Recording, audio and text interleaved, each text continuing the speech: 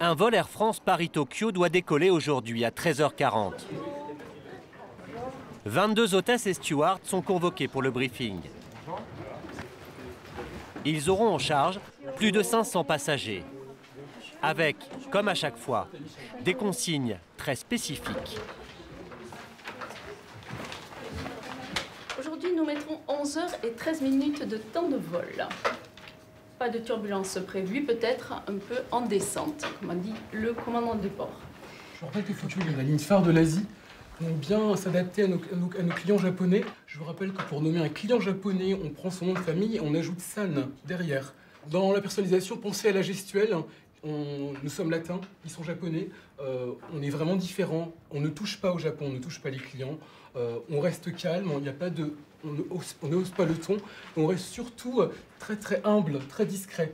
En cas de problème, on a nos collègues japonaises qui nous accompagnent, qui peuvent nous assister. Et pour les gestes, également pour la traduction. Donc pensez bien à ça.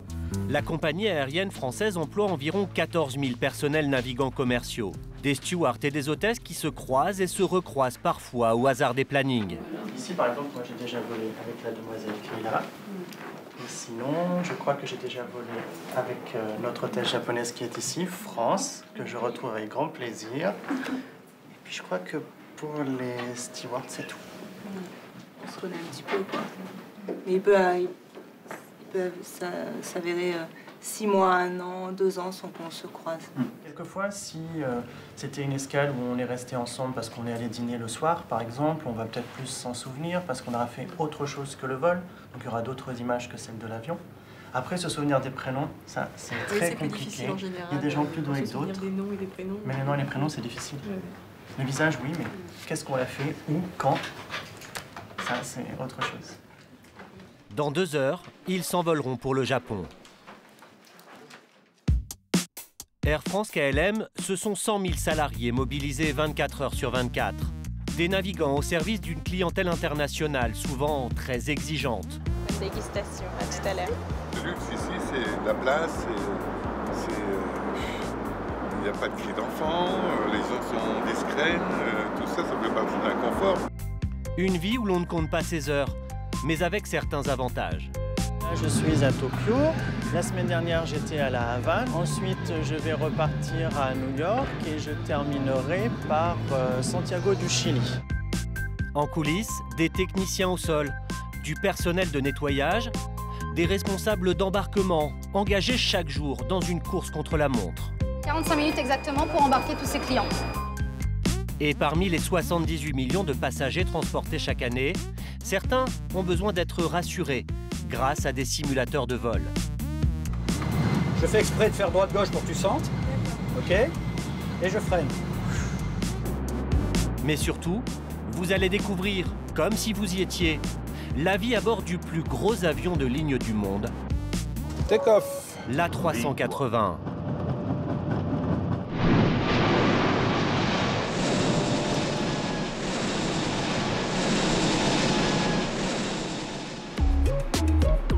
Autour du Paris-Tokyo, les choses s'accélèrent. L'A380 est installée sur le tarmac. Au sol, une dizaine de techniciens vont s'activer. Ils ont 2 heures pour préparer l'avion, mettre les bagages en soute et vérifier qu'il n'y a aucun problème sur l'appareil. Pour rejoindre Tokyo, l'A380 va embarquer pas moins de 200 000 litres de carburant. C'est le commandant de bord, Olivier Lassagne, qui a déterminé la quantité dont il avait besoin. Bonjour, vous allez bien? Oui. Alors, le carburant, on est d'accord pour 164 tonnes 200. Et il restait 15 tonnes 3. D'accord. Et on a un UM, une chaise de prévu. Voilà, parfait. À 55 ans, Olivier est un commandant de bord très expérimenté, avec 15 000 heures de vol à son actif. Pour ce très long voyage, il sera secondé par 2 copilotes, Sylvain Neu pour le carburant, en fait, pour les et Antoine Barua. 600, au niveau du litrage, on est à 185-170. À eux 3, ils pourront assurer une vigilance de tous les instants. Ouais. Reçu, et dès que c'est coulé, je vous rappelle. Reste désormais à embarquer les 500 passagers qui vont rejoindre Tokyo. Rencontre le conseil de l'avion militaire, Tokyo International. Une opération millimétrée, dirigée par Caroline. Nous avons 45 minutes exactement pour embarquer tous ces clients. Toute compagnie qui partirait en retard aurait une pénalité et chaque minute nous coûte beaucoup d'argent. La compagnie paye en effet une redevance à Aéroport de Paris pour parquer chacun de ses avions durant un temps bien défini. Ah, avec le passager première? Super. Tu me rappelles pour qu'on puisse l'embarquer? Super, merci beaucoup. Merci, à tout à l'heure. Vous suivez un client particulier? Nous avons notre client première classe. Donc ces clients-là n'embarquent pas ne prennent pas le même cheminement. Et donc c'est un agent qui s'occupe précisément de notre passager qui m'appelle et qui me préviendra dès qu'il sera en piste pour embarquer les clients. Il les accompagne en voiture en fait. Chaque passager de première classe a droit à une berline et à un chauffeur pour se rendre à l'embarquement. Pas question pour la compagnie de faire la queue à ses clients VIP. À bord de la 380, Eric, le steward en charge de la première classe, vérifie que ses passagers seront parfaitement installés. Qu'est-ce que vous faites? Eh bien, en fait, avant chaque embarquement, nous avons des tâches attribuées en fonction de nos postes. Et parmi les tâches qui m'incombent, je dois vérifier que la cabine est prête pour accueillir les passagers, c'est-à-dire qu'il n'y a pas d'ampoule grillée au niveau de la liseuse, que le tiroir contient bien une couverture supplémentaire et des mules, et évidemment que le siège fonctionne. À l'arrière de l'appareil, les passagers de la classe économique finissent d'embarquer. Je m'appelle France Tucois, je suis votre chef de cabine principal. L'avion est maintenant prêt à partir. Ou presque. Il manque encore quelqu'un. Courez pas, courez pas, courez pas. Vous êtes le dernier, bravo. Mais non, non. Soyez rassurés, il n'y a pas de souci, monsieur. Je suis le mauvais client. Au contraire. Alors, vous avez le choix. Un homme, une femme. Tout. Du moment que j'arrive dans la vie.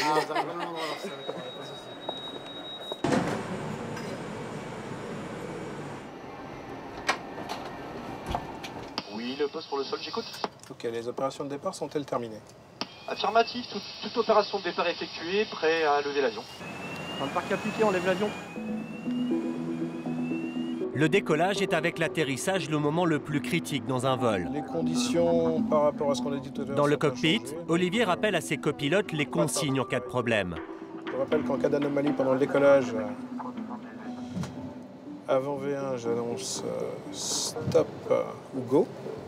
V1, c'est une vitesse d'environ 250 km/h, au-delà de laquelle cet énorme avion de 500 tonnes ne peut plus freiner sans risquer de sortir de la piste. Des questions? Pas de questions.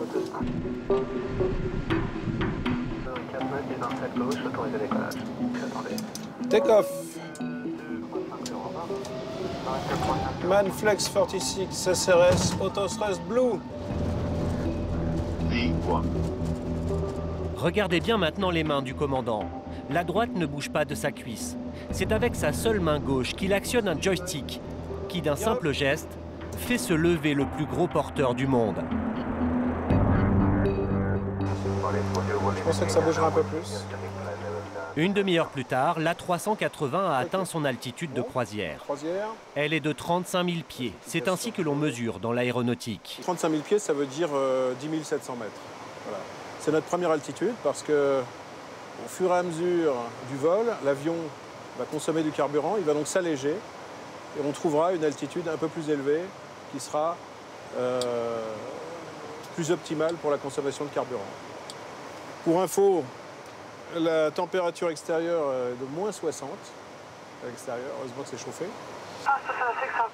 Pour le commandant et son équipage, ce vol était prévu de longue date. Voilà, okay. Mais contrairement à ce qu'on pourrait croire, il arrive souvent au personnel navigant de ne pas savoir quelle sera leur prochaine destination. À Roissy, des dizaines de navigants sont à tout moment prêts à décoller pour remplacer un collègue malade, par exemple. Ils attendent dans cette salle, parfois des heures, voire des journées. Leur jeu préféré, c'est d'essayer de prédire la destination pour laquelle on pourrait les appeler. Elle a la liste des vols, elle les sort tout le temps. On regarde, on fait tous à peu près ça. Et on se dit... On consulte la liste des vols sur lesquels on pourrait partir. Et oui, on a nos préférences, bien entendu. Qu'est-ce qui va être sympa aujourd'hui? Peut-être passer une escale de 48 heures à San Francisco, ça aurait pu être sympathique. Ou même 48 heures à Bangalore, dans le sud de l'Inde. Moi, j'aime beaucoup. On reste là, on attend. On guette le texto. Ouais. Oui, parce qu'on est appelé par le téléphone, on reçoit un texto, on est déclenché et on pointe et là on découvre où on va. C'est pas méchant. Ah ben voilà, je suis déclenchée moi. Ah, c'est vrai? Ah non, ah non. Non, fausse alerte. Ah mince. Avec leurs uniformes dessinés par le couturier Christian Lacroix, les navigants incarnent une certaine élégance à la française. Ils se doivent d'être impeccables à tout moment. Pour cela, ils disposent d'une salle de maquillage, d'un fer à repasser et même de quelques chambres pour se reposer. Moi j'ai commencé à 6 h ce matin, il est 11 h moins 5, je termine à midi, c'est mon premier jour de réserve, donc j'ai encore 3 jours après à faire. Donc même là si je suis déclenchée, je peux très bien être déclenchée pour partir 2 jours, 3 jours ou 4 jours. Comme tous ses collègues, Marianne passe un certain nombre de jours par an en astreinte. Et ne sachant évidemment jamais où elle va atterrir, elle doit prévoir large. Je vous montre un petit peu ce qu'il y a dedans, quand même, pour quand on part 4 jours de réserve, on ne sait jamais trop quoi prendre. Donc, toujours, bien sûr, une bombe de lac. Une hôtesse n'est pas une hôtesse sans une bombe de lac. Et donc on prend voilà, des affaires chaudes, des affaires chaudes avec des pulls en laine si on doit partir dans des régions très froides comme les pays de l'Est. Et puis bien sûr des t-shirts un petit peu plus légers au cas où je partirais peut-être plus vers le sud, vers le Maroc ou vers l'Espagne. Donc bon, elle n'est pas très très grande mais elle est surtout très très lourde. Pour les moyens courriers, les astreintes durent 4 jours et jusqu'à 18 jours pour les vols long courriers. Entre 2 journées de garde, chacun rentre chez soi, s'il n'a pas été appelé. Tu finis quelle heure, toi? Moi, je termine à midi, là, Midi. dans 20 minutes, donc je pense que je serai plus déclenchée maintenant. Je suis bonne pour revenir demain à 15 h. Ah, c'est clair. Vu comme cela, ça peut paraître un peu rébarbatif. Mais cela fait partie du jeu pour les personnels navigants. D'autant qu'il est rare que l'un d'entre eux finisse son astreinte sans avoir été appelé. Je viens de les déclencher sur une rotation à 4 étapes. Donc là, je vais partir dans une vingtaine de minutes. Je vais faire un aller-retour Prague, suivi d'un aller-retour Genève. Dans la journée? Dans la journée, oui. Donc là, on a commencé à 11 h et le vol nous fait rentrer ce soir à 21 h 40. Mais par contre, là, je vais être obligé de vous abandonner parce que j'ai briefing dans 10 minutes et il faut que je prépare un peu mon vol. Bonne journée. Merci. Oui, je vous en prie. Pour ce steward, la journée ne fait donc que commencer. Retour sur le vol Paris-Tokyo. À l'arrière de l'appareil, le personnel de bord s'active pour servir 500 repas. En première, ce déjeuner se déroule dans une ambiance des plus feutrées. Seuls 3 passagers se partagent aujourd'hui cette cabine lumineuse et ultra spacieuse. Vous voulez poursuivre au champagne ou vous souhaitez essayer un vin? Oui, d'accord, très bien. Ici, tous les vins sont sélectionnés par le meilleur sommelier de France. Comme ceci? D'accord, bonne dégustation, à tout à l'heure. Ses clients ont payé leur aller-retour près de 9 000 €. Première classe, on peut dire que le passager est roi.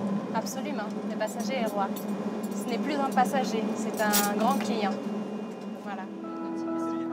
De grands clients qui ont à leur disposition 2 personnels navigants spécialement formés au service de luxe.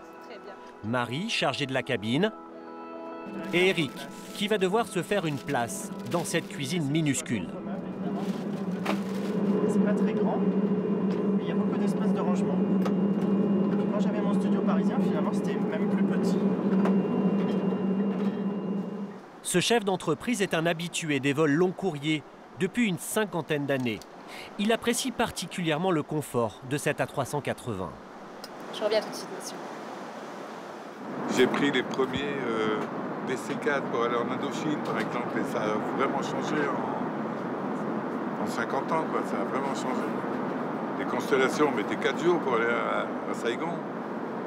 Là, maintenant, 24 heures, on est de l'autre côté. Il y avait toujours un moteur qui tombait en panne. Il fallait attendre de Paris le nouveau moteur. Mais c'est vrai que de voyager comme ça ne bouge pas. Regardez, voyez un verre, l'eau ne frémit pas comme avant, c'est incroyable. J'avais mal au cœur parce que ça bougeait quand même. Et c'est vrai que c'est vraiment un plaisir, quoi. Monsieur, pour débuter votre déjeuner, le potage qui est aujourd'hui un velouté de carottes au cumin. Pour le déjeuner, De carottes? Oui, absolument. un menu élaboré exclusivement pour la première classe. Je vous souhaite une bonne dégustation, messieurs. En coulisses, Eric dresse chaque assiette à la minute, comme au restaurant. Là, je rajoute les petits marrons. La mousseline, c'est également une mousseline de marron. Et les légumes, ce sont des salsifis. Et puis, je rajoute aussi des lamelles de truffe. Ça, c'est pour moi, c'est pour m'aider à dresser les plats, à connaître le temps de cuisson, à connaître, placer les éléments sur l'assiette pour que ce soit esthétique. Le sens du détail, c'est ça aussi. C'est pas la petite goutte sur le bord de l'assiette. Comme dans les grands restaurants, en fait. Comme ça, Marie sera mise en valeur. Marie, à vous de jouer. Je vous remercie.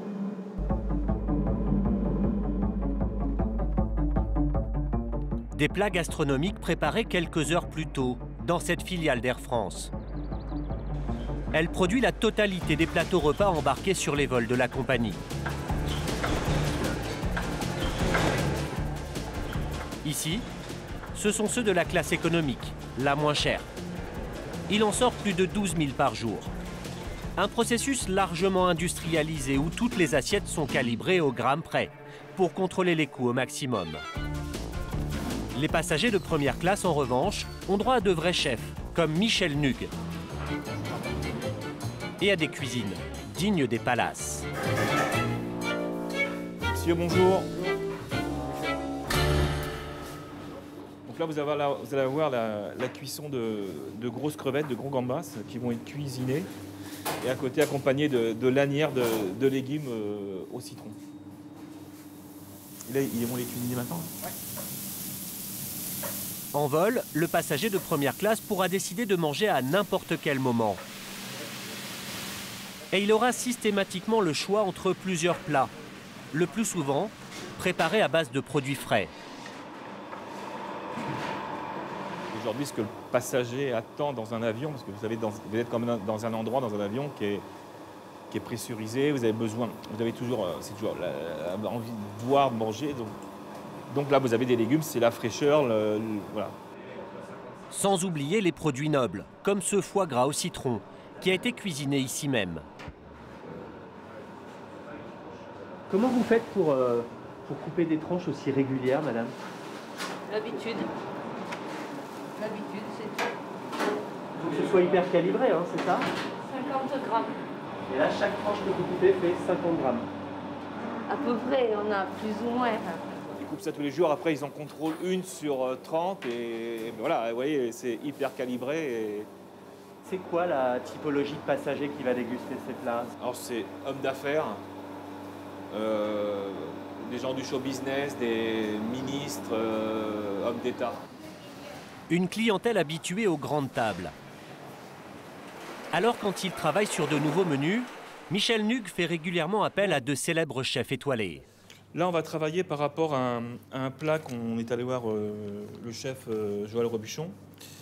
Donc la symphonie de tartare de saumon aux pousses de Chiso. Dans le plat, il va y avoir donc le saumon fumé, il y aura des capres, de l'échalote, de la coriandre, du persil. Dessus, le caviar, un brin d'aneth et on va faire des toasts à l'huile de curcuma. Cette entrée devrait être servie d'ici quelques mois dans la première classe d'Air France. Donc on va rajouter les capres. Mais avant cela, Michel Nug et ses collègues vont devoir adapter la recette de Joël Robuchon. Car à 10 000 mètres d'altitude, on ne mange pas exactement la même chose qu'au restaurant. Certains produits sont interdits pour des raisons d'hygiène. Le poisson cru est interdit sur les avions. Donc là, on a travaillé un dos de saumon fumé de Norvège. Donc on reçoit le dos de saumon, il est fumé, on le coupe en petits dés et après on l'adapte. Parce que c'est vrai que le saumon cru, on ne peut pas le mettre. Autre contrainte, élaborer un plat le plus luxueux possible sans faire déraper les coûts de production. Il faudra faire très attention au caviar parce que c'est un produit noble et vu le coût et vu ce qu'on met par assiette, faudra qu'on soit vigilant sur le garage. Sur la première, on peut se lâcher de temps en temps avec... Non. Ah non plus. Non, il y a des non, budgets. Donc on a un cahier des charges, que ce soit sur la première classe ou sur la classe business, on a un cahier des charges. Après, on peut peut-être dépasser là, mais si on dépasse là, il va falloir qu'on se rattrape sur, voilà, sur un autre plat. C'est-à-dire qu'on... C'est pas extensible, c'est-à-dire que c'est pas possible. La dernière difficulté est sans doute la plus difficile à mesurer. Dans la cabine d'un avion, les aliments n'ont pas toujours le même goût qu'au sol. Les œufs de poisson. Ça croque. La solution, bien souvent, c'est de rajouter des épices. Avant de mettre ce plat à la carte, ils vont devoir le tester sur différents vols. En général, il faut près d'1 an pour qu'une recette élaborée par un grand chef arrive dans les assiettes des passagers de première classe. Mais à cette altitude, difficile d'égaler totalement les meilleures tables. Pour notre chef d'entreprise du Paris-Tokyo, l'essentiel est ailleurs. C'est ce qu'on peut faire de mieux, à mon avis, oui, ça c'est sûr. Hein. Mais ça n'atteint pas les étoiles Michelin. Mais, par contre, le luxe ici, c'est la place, il n'y a pas de cris d'enfants, les gens sont discrets, tout ça, ça fait partie d'un confort. Et vous arrivez en pleine forme. Si vous n'arrivez pas en pleine forme, vous ne bossez pas comme vous arrivez. Et puis un jour, il faut gagner des sous un peu, parce que faut payer tout ça. Donc il faut arriver en forme, et un jour, c'est un jour. Pour cela, privilège suprême, il va pouvoir dormir dans un vrai lit de 2 mètres de long.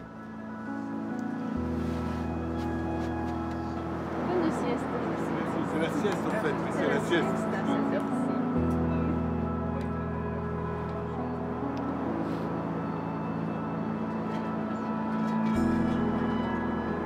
Ah, ça c'est l'idéal, ça. Quand on est fatigué, c'est l'idéal. À l'arrière de l'appareil, certains passagers commencent à s'assoupir, tandis que d'autres passent le temps comme ils peuvent. L'avion vole depuis environ 6 heures. Le commandant, Olivier, est parti se reposer. Ses copilotes, Sylvain et Antoine, ont pris les commandes au-dessus des immenses plaines de Russie, quand soudain, ils aperçoivent 2 boules de feu 11 000 mètres plus bas. A priori, on voit deux torchères, deux grosses usines à gaz en Sibérie. Voilà. C'est vraiment très lumineux. Ouais. La moitié du vol se fait au-dessus de la Sibérie. À 49 ans, Antoine ne vit que pour ce genre de moment. L'avion, c'est un rêve de gosse pour ce pilote au parcours atypique. Débuté comme mécanicien. Pour moi, c'était vraiment une passion. Depuis tout petit, sur le banc de l'école, déjà, je faisais des petits avions en papier. Et on faisait des concours à celui qui allait le plus loin. Après, j'ai fait de l'aéromodélisme. J'en fais toujours. Et puis après, j'ai volé sur différents types de machines. Je fais du deltaplane, du planeur. Je continue à faire de l'ULM. Donc c'est vraiment une passion. Et j'ai eu la chance, par des petits moyens détournés, d'arriver à cette fonction. Donc voilà, pour moi, c'est plus un plaisir qu'un travail. Et c'est une passion. Et voilà. Et puis dès que je rentre à la maison, je fonce au terrain d'aéromodélisme. Je continue à voler sur des petits avions. Voilà.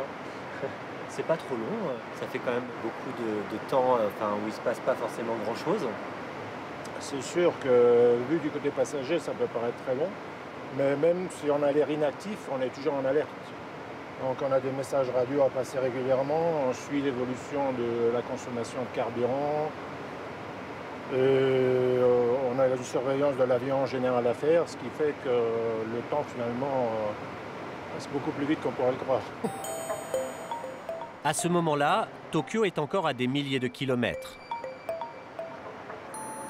Une partie de l'équipage a pris 2 heures pour dormir. Sur le pont supérieur, Laurence, la chef de cabine, reste de garde. Son équipe et elle ont une dizaine de minutes pour dîner, tout en conservant un œil en permanence sur les passagers. Non merci. Allez. Donc vous avez vu, on a un passager qui a consommé un peu trop d'alcool. Sur la partie avant de la cabine. Voilà. D'accord. Donc tout le monde est au courant. Les passagers comme ce monsieur nécessitent souvent des trésors de diplomatie. Vous voulez de l'eau, peut-être? Non, du champagne, elle est vide. Eh oui, non, on n'en a plus, mais je vais vous donner un petit verre d'eau avant le champagne. Je préfère un verre de champagne. Moi, Alors, je vous donne du champagne si vous buvez un verre d'eau. Bon, alors, on va se... alors... Contre là.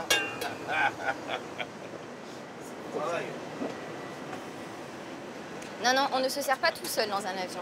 On demande avant. Ah non, alors ça, c'est... Ah non, non. Ça, c'est sûr. Oui, il faut transmettre la consigne. Donc, j'ai donné de l'eau. Et là, donc, je vais ouvrir du champagne, mais il tient bien, hein, il tient quand même. Mais il faut faire attention. D'accord? Bon, je vous en donne un petit peu. Hein. Ah bah ouais, parce que sinon, hein, pour ma santé. Ça vous est déjà arrivé qu'un passager comme ça doive être maîtrisé par l'équipage? Ah oui? Ouais. Oh, ça, oui, ça nous arrive. Ça m'est déjà arrivé au moins 2 ou 3 fois. Ouais. Mais en l'occurrence, justement, c'est moi je dormais et 4 heures de garde, 4 heures de repos plus tard, c'est un passager que personne n'avait trop pris en compte, en fait. L'avion était grand, c'était il y a longtemps. Hein. Et il était passé dans tous les offices et il avait vu. Sauf que nous, quand on l'a récupéré après notre repos, là, c'était trop tard. Donc, il était déjà bien alcoolisé et il a fallu sévir. Hein.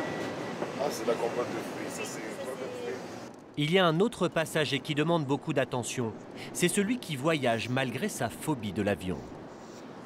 Monsieur Nielsen, oui. Comment vous sentez-vous? Ça va, j'essaye. Mais vous êtes bien accompagné quand même. Oui, oui, je suis bien accompagné, oui. Quand même. Vos collègues vous soutiennent. Je l'ai vu au décollage vous prendre la main. Hein. Je ne le répéterai pas, mais j'ai vu que vous étiez bien soutenu. Vous allez réussir à dormir quand même? J'ai pris un petit calmant, mais juste au début. Non, si ça bouge pas trop, ça va aller. Je reste à votre disposition. Très bien, je vais venir tout à l'heure.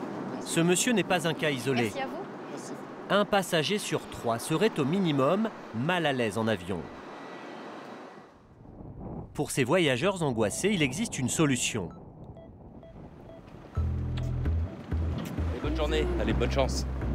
Marine, 21 ans, n'a pas pris l'avion depuis des mois. Elle a même dû refuser récemment des vacances au soleil et en famille. Et elle stresse beaucoup à l'idée de la journée qui l'attend. Vous avez peur en avion? Oui. À quel point? Au point de pleurer,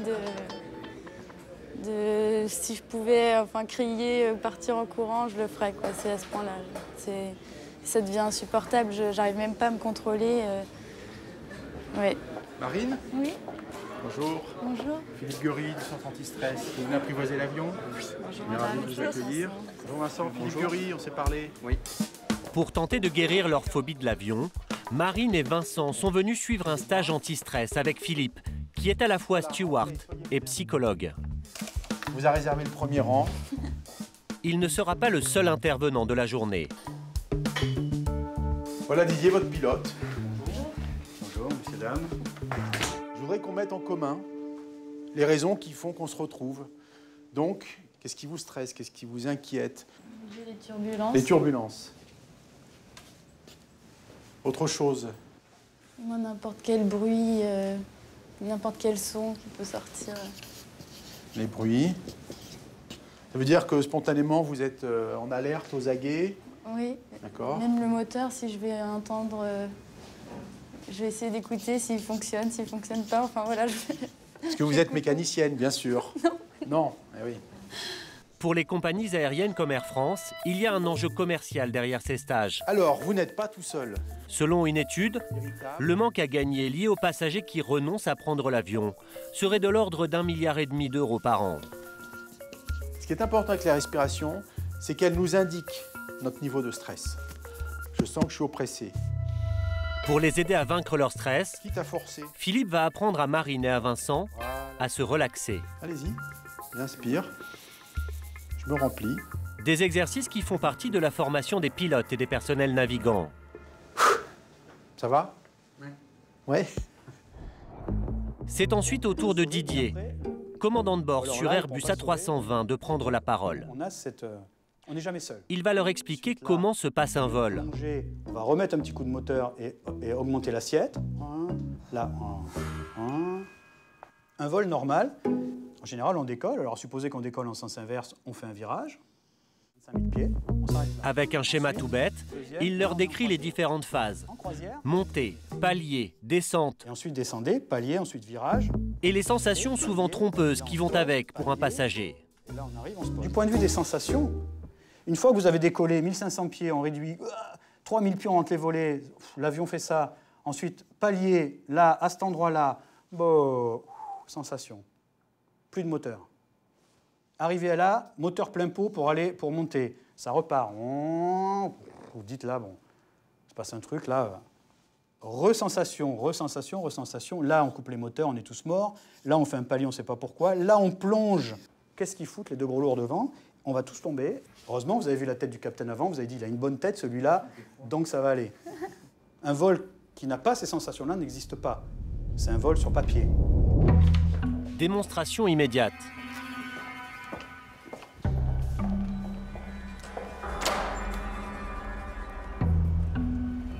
Voilà la bête.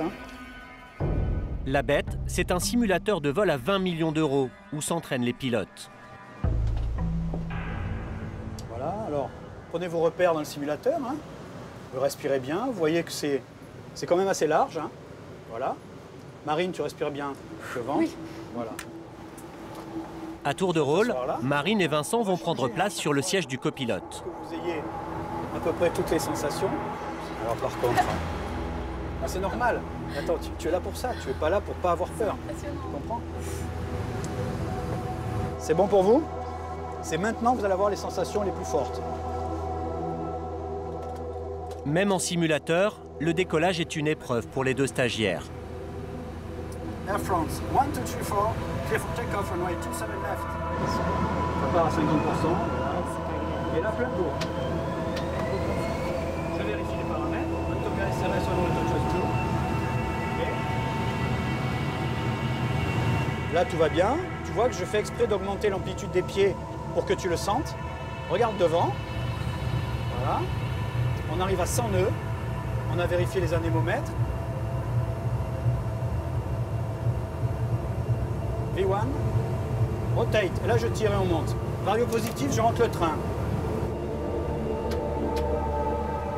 D'accord? Vincent? Voilà. C'est normal, c'est tous les avions qui décollent font ça. On attend 3300 pieds pour rentrer les volets. 50, 40, 30, 20, retard. Voilà. Allez, je freine, suis avec les pieds, je mets les reverse. Je fais exprès de faire droite-gauche pour que tu sentes. OK? Et je freine. Bon, je freine un peu fort pour vous montrer. Vous allez changer de place? Alors maintenant, on va faire un petit exercice. La météo n'est pas très bonne aujourd'hui. Donc on va mettre les turbulences. Respiration ventrale au maximum. Allez, vas-y, Estelle. OK? Donc là, regardez bien, on est en panne moteur. D'accord? On est un seul pilote, l'autre est mort à côté, il a une crise cardiaque. Donc on est un seul pilote, d'accord? Je pilote sans les mains et on est dans les turbulences. Alors, ça n'a rien d'agréable, d'accord? Mais rien de dramatique. Alors, le problème, c'est que bien sûr, pour le café, c'est pas terrible, on est bien d'accord? Objectif de ce stage, prouver aux passagers qu'ils sont entre de bonnes mains. Et que ces turbulences, dont ils se font toute une montagne, sont quelque chose de très banal pour les pilotes. Comment ça s'est passé? Bien. Oui, bien. Bien. Impressionnant au départ, mais après ça va. On se détend au fur et à mesure. Il y a un petit temps d'adaptation quand même. Vous avez eu le sentiment d'être dans un véritable avion? Ah oui. Ah ouais. L'angoisse au début, on a la même angoisse que dans l'avion. C'est pareil. Mais je pense que ça réussit. Vous vous sentez mieux? Ouais. Selon Air France, ces stages seraient bénéfiques pour 9 passagers sur 10. Se rassurer a tout de même un prix. environ 600 € la journée.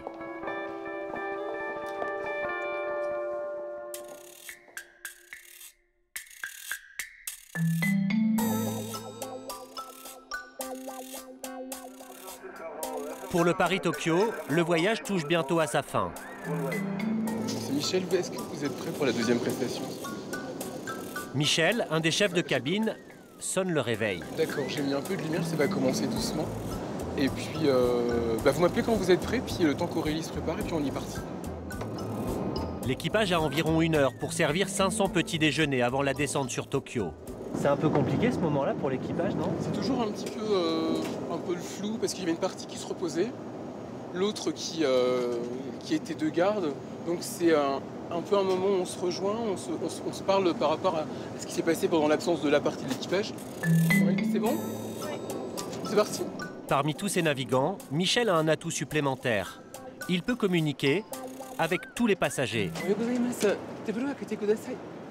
Un détail particulièrement appréciable pour ces voyageurs japonais.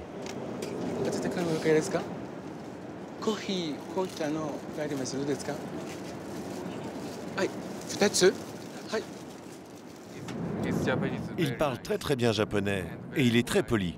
Vous parlez couramment le japonais? Oui. Comment ça se fait? C'est une vraie passion pour le pays, la culture, les Japonais eux-mêmes. Donc ça a été quelque chose qui est venu très naturellement. Et puis je continue à prendre des cours pour rester à niveau, satisfaire nos clients. Pour moi surtout.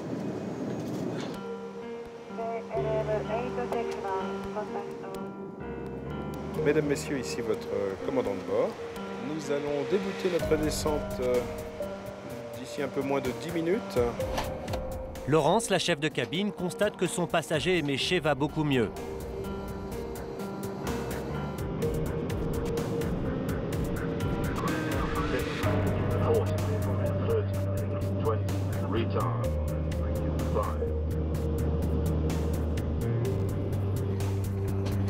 Il est un peu moins de 10 h du matin à Tokyo, 2 h du matin hors de Paris. Vérification de la porte posée. À gauche, vérifiez à droite.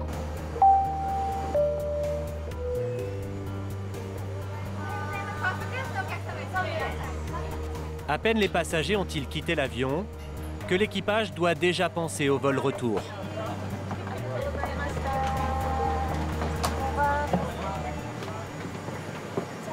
On arrive le matin ici, hein, c'est l'horaire qui veut ça. Donc non, la journée n'est pas finie. Chacun va à sa façon avoir à gérer son décalage horaire et essayer de s'organiser pour être en forme pour le retour. Ça va là, pas trop fatigué? Non, ça va. Dans l'immédiat, il leur reste encore 1 h 30 de bus pour rejoindre leur hôtel. C'est vous qui allez conduire le bus aussi? Ah non. Puis ils auront quartier libre. Rendez-vous dans 48 heures. Le ramassage pour le 10. Le réveil à 8h40. Le ramassage à 9h40. Tout le monde a bien entendu? Oui, merci. 2 jours qu'ils mettront à profit pour récupérer. Cela ne sera pas de trop, avec 8 heures de décalage horaire.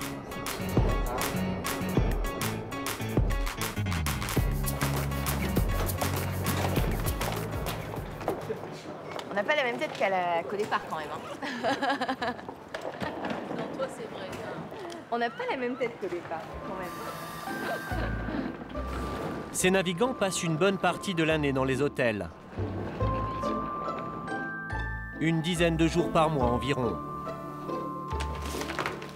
Leurs escales ne se déroulent pas dans des palaces, mais ils ont tout le confort et surtout le calme dont ils ont besoin. Et là, je pense qu'il est temps d'aller faire une sieste. Pour gérer la fatigue, beaucoup choisissent de rester à l'heure de Paris. Bonne nuit. Une vie en décalage horaire, pas toujours évidente à gérer, notamment lorsqu'on a une famille. À l'image de Cédric, un des stewards. Oui, salut mon cœur, ça va? Ça va? Sa femme et lui viennent d'avoir un petit garçon. Coucou mon grand. Coucou papounet. Tu l'as amené à la mer, c'est ça? Tu lui as mis les pieds dans l'eau, c'est ça, tu m'avais dit? Oui. Arrivé là-bas, c'était 4h, 4h15, l'heure du biberon, je l'ai déshabillé. Je lui ai mis les pieds dans l'eau. D'accord. Une situation d'autant plus compliquée que son épouse est hôtesse de l'air, elle aussi, chez Air France. Oui. Ils font un vol ensemble une fois par mois. Le reste du temps, ils doivent jongler. En ce moment, je suis de repos et lorsque mon mari rentre, moi je pars. Donc voilà, après en ce qui concerne le petit, on s'organise, on s'est mis en décalé depuis qu'on a Gabriel. Ça veut dire que finalement, vous vous voyez très peu en ce moment, tous les deux. On se croise. Voilà, on se croise, d'où les post-it sur le frigo, les plannings de l'un et de l'autre affichés, et les plannings de la nounou, de la crèche, et des beaux-parents qui sont là en cas de coup dur. Voilà. Ben, après chaque départ, il y a des retrouvailles aussi. Hein. Et c'est ça qui fait que voilà, on a cette chance-là d'avoir ces moments de retrouvailles qui sont peut-être plus forts que dans d'autres couples. Et qui nous fait, voilà, c'est notre petit bonheur à nous. Avec le pédiatre, mardi soir, hein, ça n'a pas changé. On a toujours rendez-vous mardi comme convenu, 16h40. Allez, au revoir. Gros bisous. Au revoir, je t'aime. Au revoir. Bisous. Au revoir, Gabriel. Au revoir.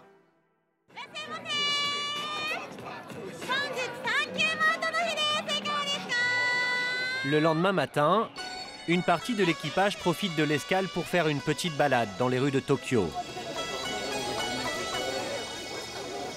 Comment? Non, c'est à gauche. C'est à gauche. Il faut ressortir là et passer comme ça. Là, ils sont là déjà. Pas évident de s'y retrouver dans les artères bondées de la capitale japonaise.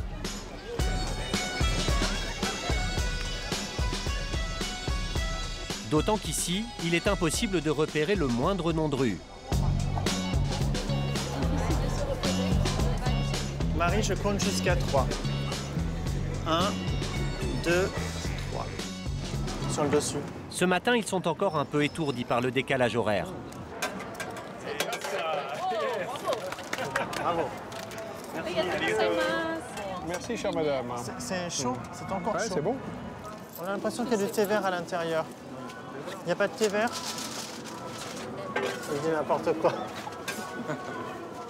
Excusez-moi, mais décalage horaire, ça affecte la sensation de ce qu'on mange, hein, c'est ça? Le manque d'oxygène. C'est le manque d'oxygène. Quelques-uns parmi eux sont des habitués de Tokyo. À l'image d'Olivier, le commandant de bord. C'est des rockers. Ils ressemblent à Elvis en japonais. Ça fait 20 ans qu'ils viennent le dimanche. Là, on les voit régulièrement ici. Une vie aux quatre coins du monde qui les fait encore rêver, même après des années de métier. Là, je suis à Tokyo. La semaine dernière, j'étais à La Havane. J'y suis resté seulement une nuit. À Tokyo, là, j'y passe 2 nuits. J'ai 3 jours de repos en rentrant. Ensuite, je vais repartir à New York et je terminerai par Santiago du Chili. Moi, j'ai choisi ça parce que je ne voulais pas faire du lundi au vendredi. Oui. Et puis faire les courses le samedi et aller me promener au parc le dimanche. Moi, j'avais envie que la vie soit faite d'imprévus, de couleurs, parce que justement, on ne sait pas où on va atterrir à l'avance. C'est le cas de le dire. Et une fois qu'on y est, on est content d'y être et on languit la prochaine escale parce que ce sera... On atterrit en général. Et puis on sait où, hein, parce que... On sait où. Surtout toi, j'espère. Ben oui, c'est pour ça que je me permets d'intervenir. On sait où on atterrit.